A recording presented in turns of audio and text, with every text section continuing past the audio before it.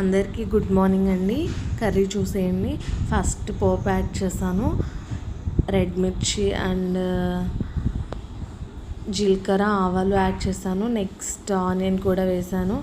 Next బెండకాయ ముక్కలు పులుసు కదా కొంచెం పొడవుగా కట్ చేస్తాను, అది కూడా వేసాను. సాల్ట్ వేసాను, పసుపు కూడా యాడ్ చేశానండి. నెక్స్ట్ అది కొంచెం కుక్ అయ్యాక చింతపండు రసం తీసి పక్కన పెట్టాను కాబట్టి అది కూడా యాడ్ చేసుకున్నాను.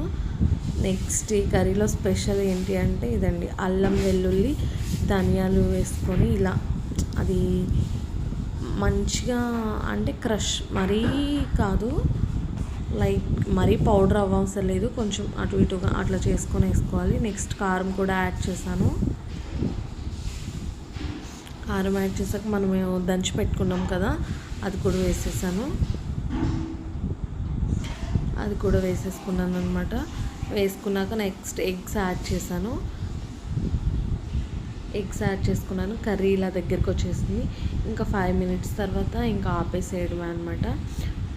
టుడే మా కర్రీ ఇదనమాట. మీరేం కర్రీ చేశారు కామెంట్ చేయండి. వీడియోని సబ్స్క్రైబ్ చేయండి, లైక్ చేయండి, నా ఛానల్ని సబ్స్క్రైబ్ చేయండి, లైక్ చేయండి. అందరికీ బాయ్ బాయ్.